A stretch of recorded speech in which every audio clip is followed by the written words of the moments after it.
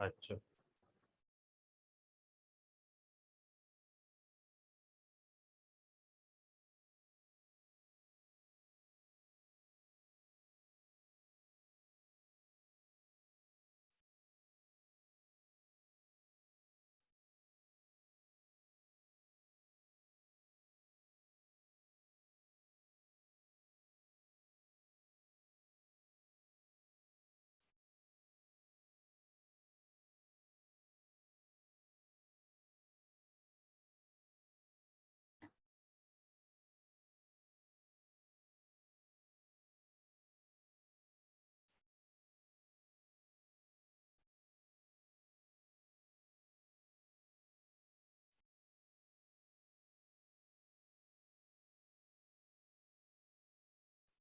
প্রিয় শিক্ষার্থী, অনলাইন শিক্ষা কার্যক্রমে তোমাদের সবাইকে স্বাগত। আমি আজ দশম শ্রেণীর ফিনান্স ও ব্যাংকিং বিষয়ের চতুর্থ অধ্যায় অর্থের সময় মূল্য নিয়ে আলোচনা করব। আমি গত ক্লাসে অর্থের সময় মূল্য নিয়ে আলোচনা করেছি। সেখানে আমি আলোচনা করেছিলাম এই অধ্যায়ে মোট 5টা সূত্র আছে। 5টা সূত্রের মধ্যে 2টা হচ্ছে ভবিষ্যৎ মূল্য নির্ণয়ের সূত্র, আর 2টা হচ্ছে বর্তমান মূল্য নির্ণয়ের সূত্র, আরেকটা হচ্ছে প্রকৃত সুদের হার নির্ণয়ের সূত্র। আমি গত ক্লাসে না ভবিষ্যৎ মূল্য কিভাবে নির্ণয় করতে হবে 2টা সূত্র ইউজ করে সেটা আমি দেখিয়েছি। আজকে আমি দেখাবো কিভাবে বর্তমান মূল্যের 2টি সূত্র ইউজ করে আমরা সমস্যা সমাধান করব। এবং গত ক্লাসে আরো বলেছিলাম তোমাদের বাড়িতে পড়ে নিবা, এবং আলোচনা করেছিলাম অর্থের সময় মূল্য কাকে বলে এবং অর্থের সময় মূল্য নির্ণয় করা কেন গুরুত্বপূর্ণ, সুযোগ ব্যয় বলতে কি বুঝো, রোল 72 বলতে কি বুঝো। হ্যাঁ, এগুলি আমি তোমাদেরকে আলোচনা করেছিলাম, বুঝিয়ে দিয়েছিলাম এবং বাড়ির পড়াও দিয়েছিলাম। আশা করি তোমরা বাড়িতে পড়েছ। আজকে আমি অর্থের সময় মূল্য অধ্যায় থেকে কিভাবে বর্তমান মূল্য নির্ণয় করা হয় আর বর্তমান মূল্য নির্ণয়ের জন্য এই অধ্যায়ে মাত্র 2টো সূত্র আমাদের শিখতে হবে, 2টো সূত্রের ব্যবহার প্রয়োগ আমাদের শিখতে হবে। চলো আমি এই 2টা সূত্র আমি লিখছি, তোমরা লিখে নাও। আর তোমাদের বই খোলা সবাই। তোমাদের পুরাতন বইয়ে না এই অধ্যায়টা 3য় অধ্যায়, কিন্তু নতুন বইয়ে কিন্তু 4র্থ অধ্যায়, মনে রাখবা। নতুন বইয়ে অর্থের সময় মূল্য 4র্থ অধ্যায়ে আছে। পুরাতন বই হলে তোমরা এই পৃষ্ঠা খুলো 32 পৃষ্ঠা, বুঝতে পেরেছ? হ্যাঁ, 32 পৃষ্ঠা খুলো। এই যে অর্থের সময় মূল্য বর্তমান মূল্য নির্ণয়, এই যে আমি লিখছি দেখো, বর্তমান মূল্য নির্ণয়। এটার জন্য 2টা সূত্র আছে। একটা হচ্ছে কি জানো, এই লেখো, বর্তমান মূল্য সমান,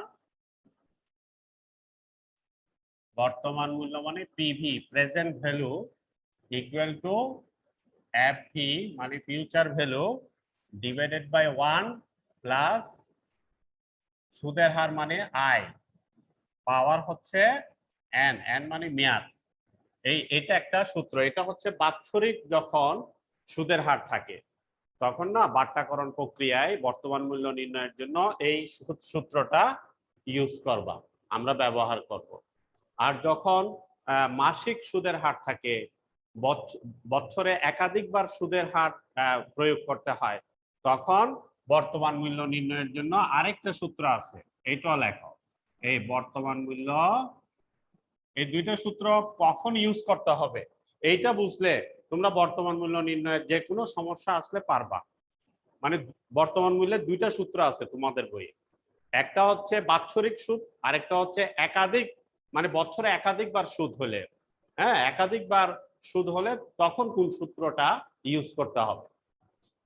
যেমন এই যে বর্তমান মূল্য, এই আরেকটা সূত্র দেখো, পিভি ইকুয়াল টু এফভি মানে future value 1 plus I, I মানে কি রেট অফ ইন্টারেস্ট মানে সুদের হার, আর এখানে কি, এখানে হবে আই ভাগ এম। হ্যাঁ, এখানে আই হবে ভাগ এম। এটা এই সূত্রটা আছে তোমাদের বইয়ে, এই দেখো 35 পৃষ্ঠায় আছে পুরাতন বইয়ের। হ্যাঁ, PV equal to F V divided by 1 plus হ্যাঁ 1 plus I divide by M, আর পাওয়ার হচ্ছে M into N, M into N. এই আশা করি এই দুইটা সূত্র আজকে আমি কিভাবে, মানে কোন ধরনের সমস্যা আসলে 1 নম্বর সূত্র ইউজ হবে, কোন ধরনের সমস্যা আসলে 2 নম্বর সূত্র ব্যবহার করবা, এইটা যদি বুঝো তাহলে যে কোনো ধরনের সৃজনশীল প্রশ্ন আসলে এবং বর্তমান মূল্য নির্ণয় করতে বললে তোমরা বুঝতে পারবা এবং পারবা। তো চলো প্রথম সূত্র কখন ইউজ করা হবে তার জন্য আমি একটা উদাহরণ তোমাদেরকে উপস্থাপন করছি। হ্যাঁ, এই যে দেখো উদাহরণ একটা উপস্থাপন করছি 33 পৃষ্ঠা থেকে নিয়ে। এই সমস্যা আমি লিখছি সমস্যা, দেখো এই সমস্যা 1, প্রশ্নটা লেখো সুদের হার 10% হলে, সুদের হার 10% হলে 5 বছর পরের, 5 বছর পরের 100 টাকা, 100 টাকার বর্তমান মূল্য কত? 100 টাকার বর্তমান মূল্য কত? এই এই এই এই একটা মনে করো ছোট একটা সমস্যা। এখন এখানে দুইটা সূত্রের মধ্যে কোন সূত্রটা ইউজ করব এইটা বুঝতে হবে। এটা দেখো আমি প্রশ্নটা আবার বলছি, সুদের হার 10% হলে 5 বছর পরের 100 টাকা, আজকের 100 টাকা না, মানে 5 বছর পরে আমি 100 টাকা পাবো, বর্তমানে আমাকে কত টাকা জমা রাখতে হবে অথবা বর্তমান মূল্যটা কত, তাহলে আমাকে বর্তমান মূল্য বের করতে হবে। এখন বর্তমান মূল্য বের করার সূত্র তো দুইটা, এখন কোনটা ইউজ করব? 1 নম্বরটা। কেন? এখানে দেখো বাৎসরিক সুদের হার দেওয়া আছে, মানে সুদের হার 10%, এটার মানে কি 1 বছরে সুদের হার 10 টাকা, 100 টাকায় 10 টাকা। এখন যদি বলতো এখানে মাসিক সুদের হার 10%, তাহলে কিন্তু 1 নম্বর সূত্র হবে না, তখন হবে 2 নম্বর সূত্র। এই তো আশা করি বুঝতে পেরেছি। যদি বলা হয় এই সুদের হার 10% এটা ত্রৈমাসিক, তাহলেও কি 1 নম্বর সূত্র ইউজ করলে হবে না, ইউজ করতে হবে 2 নম্বর সূত্র। তাহলে আশা করি 1 নম্বর সূত্র কখন ব্যবহার করতে হবে, 2 নম্বর সূত্র কখন ব্যবহার করতে হবে, এইটা বুঝলে তুমি যে কোনো ধরনের সমস্যা আসলে যদি বর্তমান মূল্য নির্ণয় করতে বলে তাহলে পারবা। তো চলো এই অঙ্কটা কিভাবে সমাধান হবে, এই যে লেখো, আমি লিখছি লেখো সমাধান। এই সমাধান দেখো কিভাবে হচ্ছে, লিখবা। আমরা জানি সূত্রটা প্রথমে তুমি লেখো, আমরা জানি এই বর্তমান মূল্য সমান, এই বর্তমান মূল্য ওই 1 নম্বর সূত্রটা উপরেরটা আবার লেখো, PV equal to FV, FV মানে future value 1 plus I power N. তারপর এখানে পাশে মানগুলি বসায় দাও। এখানে এই এফবি হচ্ছে কি ভবিষ্যৎ মূল্য। হ্যাঁ, এখানে ভবিষ্যৎ মূল্য আমি কত টাকা পাবো, 5 বছর পরে আমি 100 টাকা পাবো।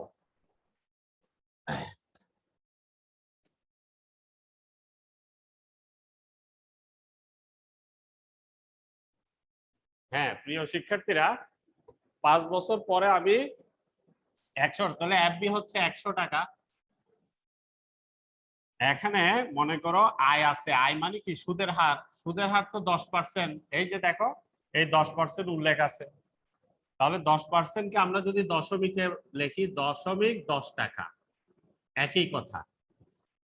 তারপরে এন, এন মানে কি মেয়াদ, এন মানে কি মেয়াদ, মেয়াদ হচ্ছে কি এই যে দেখো 5 বছর উল্লেখ আছে, দেখছো 5 বছর।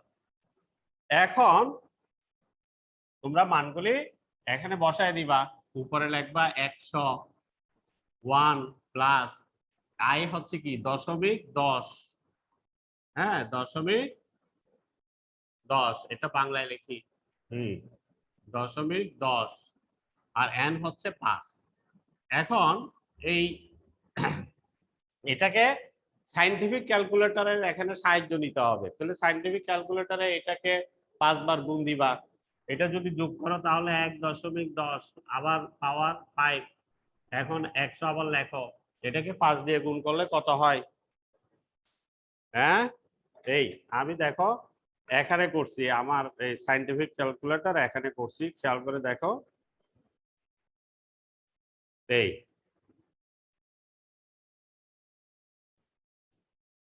এই 1.10, হ্যাঁ 10, এই পাওয়ার এখানে আমি 5 লিখবো, 5 লিখলাম, এই 5 লিখলাম,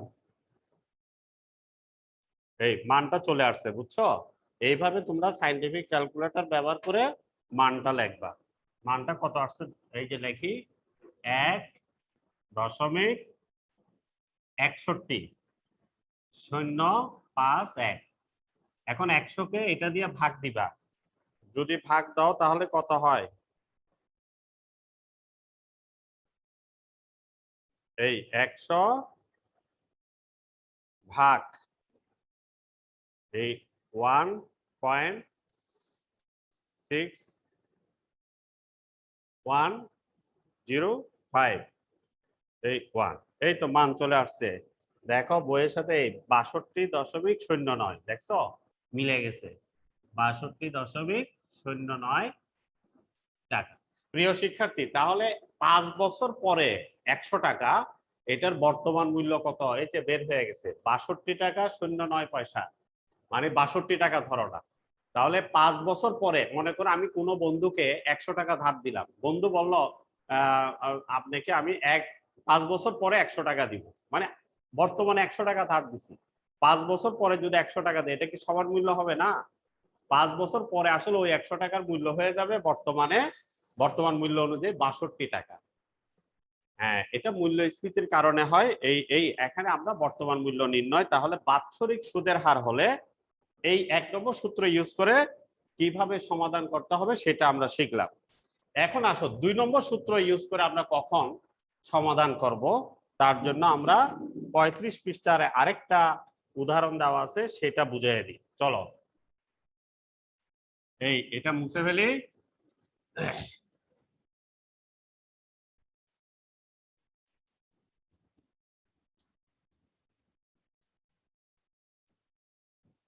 এই এই দেখো আরেকটা সমস্যা আছে, এই সমস্যাটা লেখো, এই সমস্যা 2,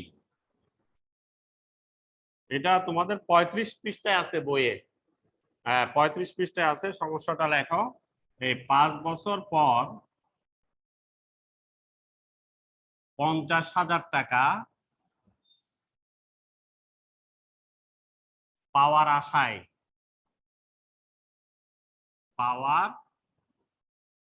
আশায় তুমি বর্তমানে ব্যাংকে কিছু টাকা জমা রাখতে চাও, বুঝতে পেরেছ? মানে বর্তমানে কিছু টাকা রাখতে চাও।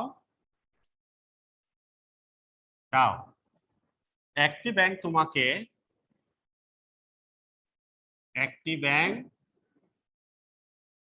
তোমাকে এই বার্ষিক 10% হারে, বার্ষিক 10% হারে সুদ প্রদানের প্রস্তাব দেয়, সুদ প্রদানের প্রস্তাব দেয়। এবং আরেকটি ব্যাংক মানে অপর একটি ব্যাংক তোমাকে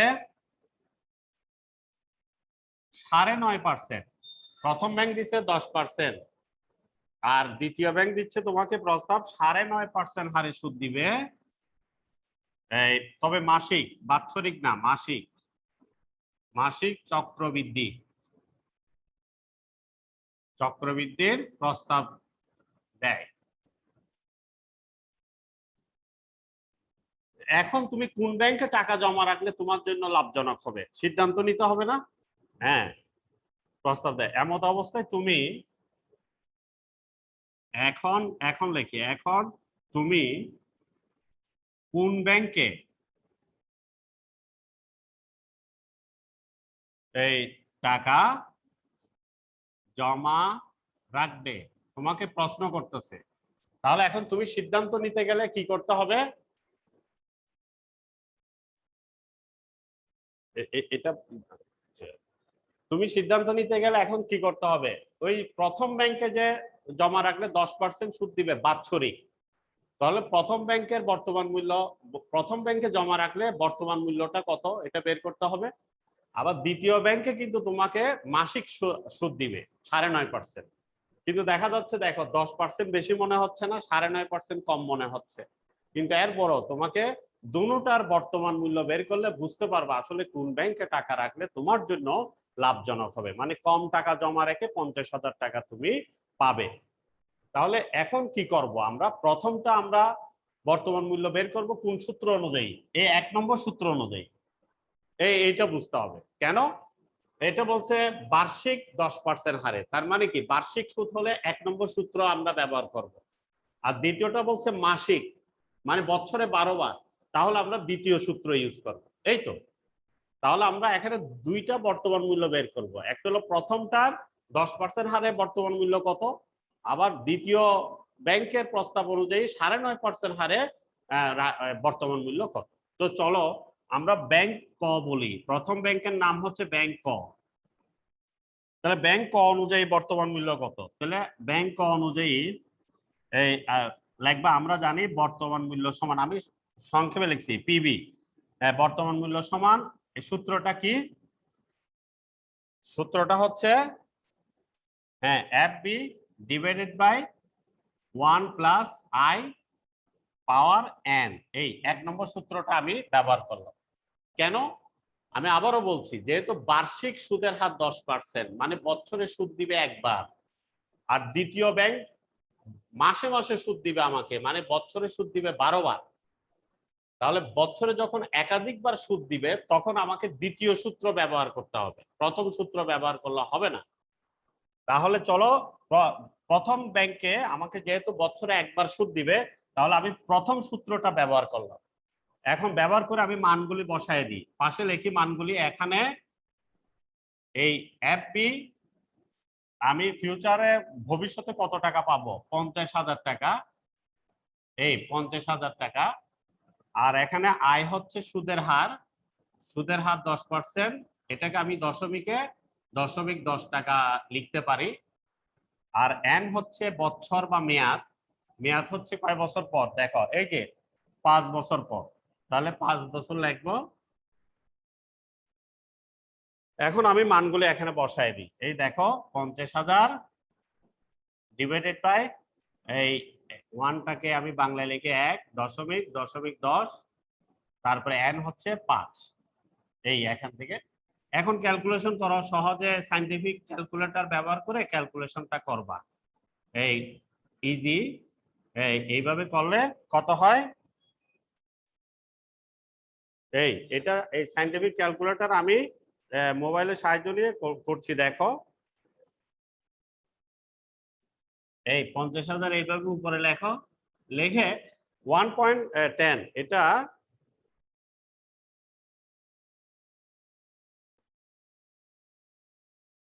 হ্যাঁ 1.10, এটাকে আমরা কি করব, 5 দিয়ে গুণ করবা দেরি,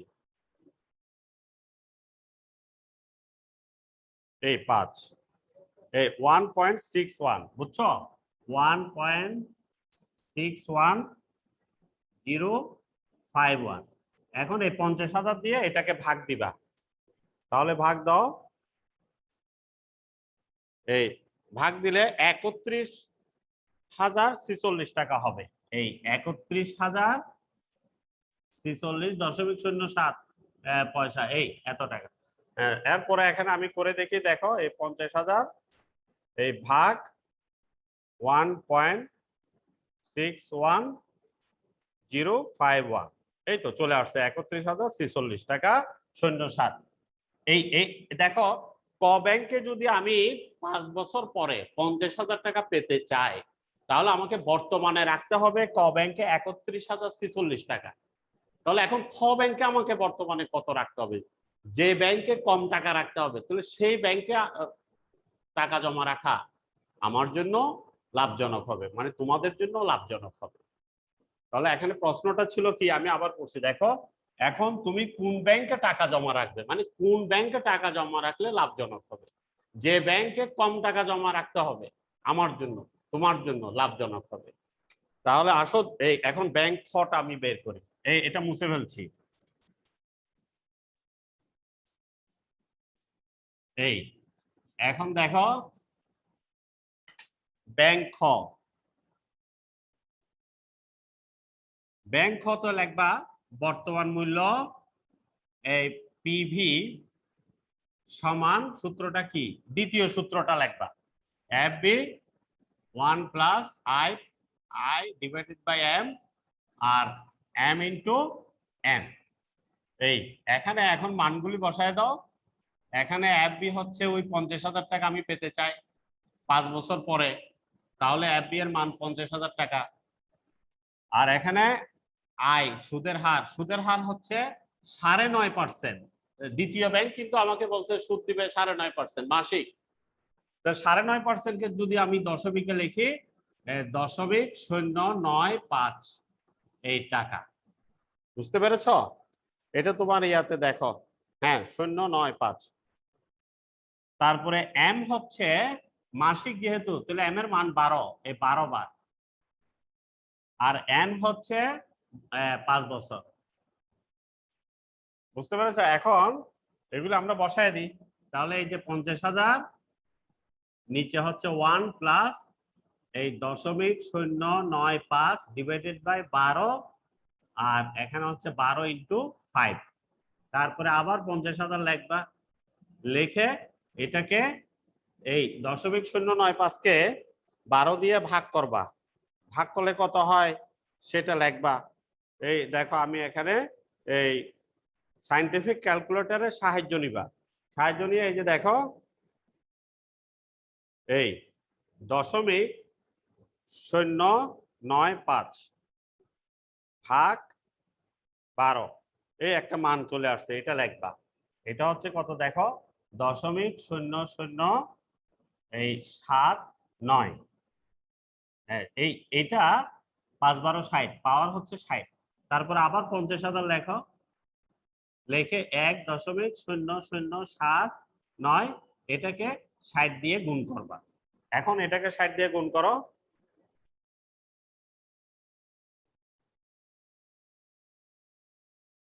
এই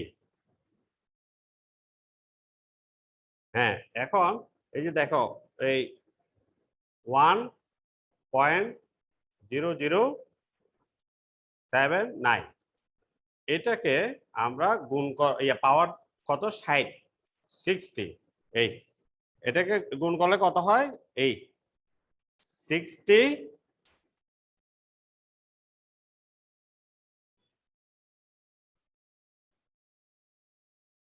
হ্যাঁ এটাকে গুণ করলে হয়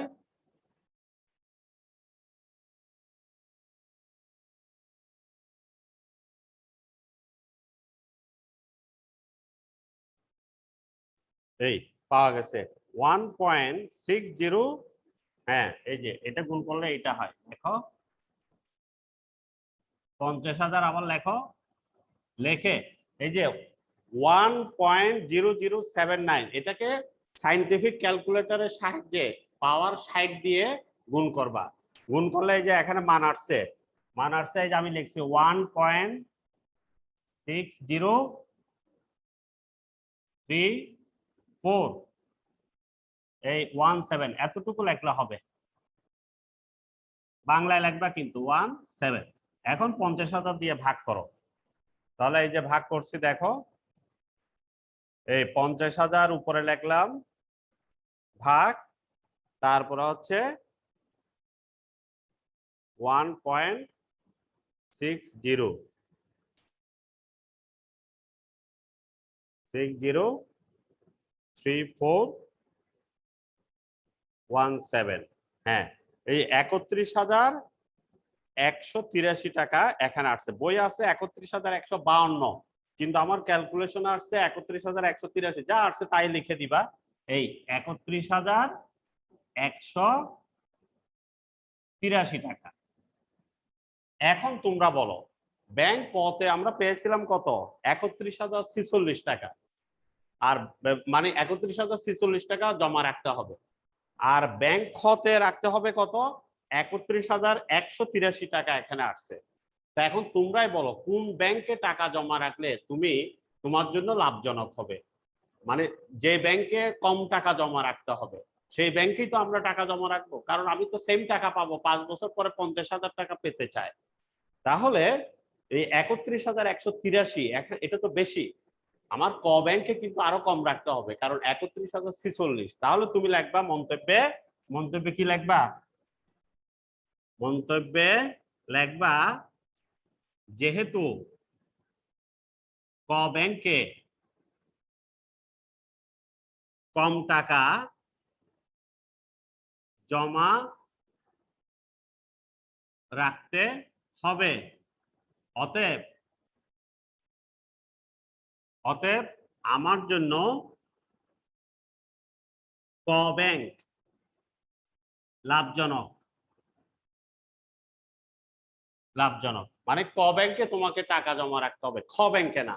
অর্থাৎ প্রথম ব্যাংকে, এই যে যেটা বার্ষিক 10% সুদের সুদ দিবে বলছে, কারণ সেই ব্যাংকে আমি টাকা জমা রাখলে আমার 31,046 টাকা জমা রাখলে হবে। কিন্তু খ ব্যাংকে যদি আমাকে 9.5% যে সুদ দিবে মাসিক, হ্যাঁ, কিন্তু সেই ব্যাংকে টাকা জমা রাখলে আমাকে জমা রাখতে হবে আরো বেশি টাকা, সামান্য 31,183 টাকা। তাহলে যে ব্যাংকে কম টাকা রাখতে হবে, 5 বছর পর আমি 50,000 টাকাই পাবো, সেই ব্যাংকেই টাকা জমা রাখা আমার জন্য তোমার জন্য লাভজনক হবে। এই ধরনের সমস্যা পরীক্ষায় আসবে, যেটা তোমাদের একটা সুন্দর উদাহরণ 35 পৃষ্ঠায় দেওয়া আছে। ঠিক এই ধরনের অঙ্ক আমি একটা বাড়ির কাজ দিচ্ছি, দুইটা সমস্যা করিয়েছি। হ্যাঁ, এই মানে প্রথম সূত্র কিভাবে ইউজ করতে হবে, দ্বিতীয় সূত্র কখন ইউজ করতে হবে, এবং তার উপর আবার একটা বাড়িতে করার জন্য, প্র্যাকটিস করার জন্য আমি দুইটা কাজ দিচ্ছি, লিখে নাও।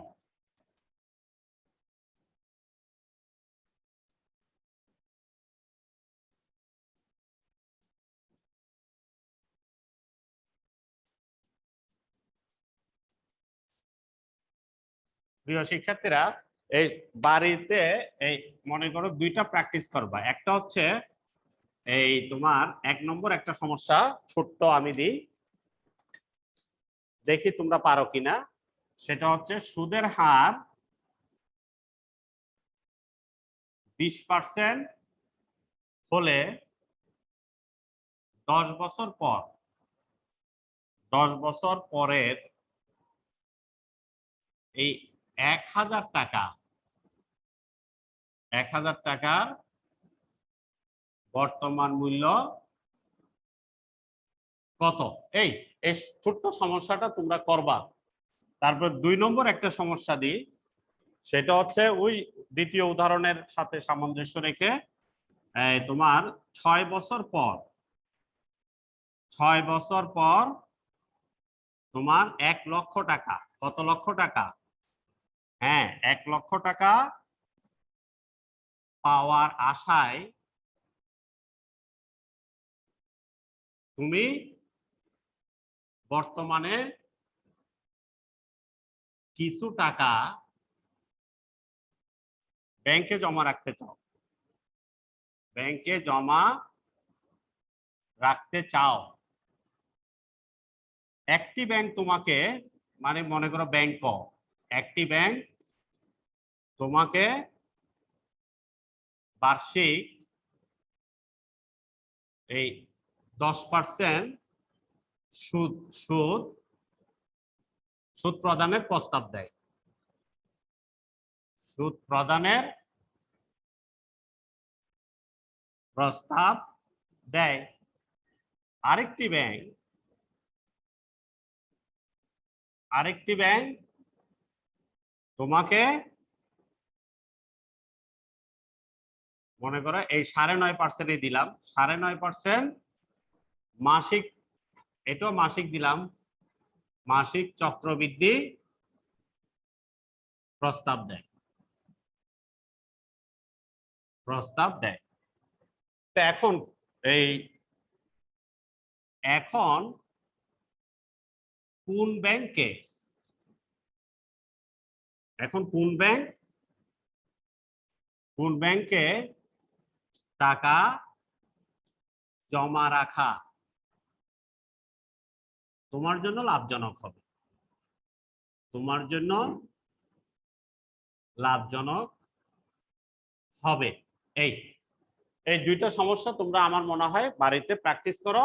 আজকে যে বর্তমান মূল্য নির্ণয়ের দুইটা সূত্র আলোচনা করলাম, এই দুইটা সমস্যা যদি খুব ভালোভাবে নিজে নিজে প্র্যাকটিস করো, তাহলে বর্তমান মূল্যের উপর যে কোনো সৃজনশীল প্রশ্ন আসলে তোমরা পারবে। সৃজনশীল প্রশ্ন নিয়ে টেনশন করার কোনো প্রয়োজন নেই।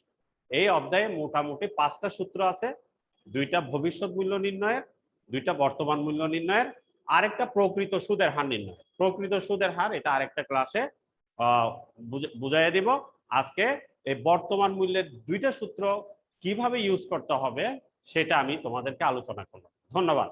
আর সাথে সাথে তোমরা একটা ছোট্ট একটা থিওরি পড়ে নিবা, সেটা হচ্ছে বর্তমান মূল্য বা বাট্টাকরণ প্রক্রিয়া বলতে কি বুঝো। বর্তমান মূল্যকে কিন্তু বাট্টাকরণ প্রক্রিয়াও বলে। ধন্যবাদ সবাইকে। আজকের ক্লাস এখানেই শেষ হলো। অনলাইন শিক্ষা কার্যক্রম।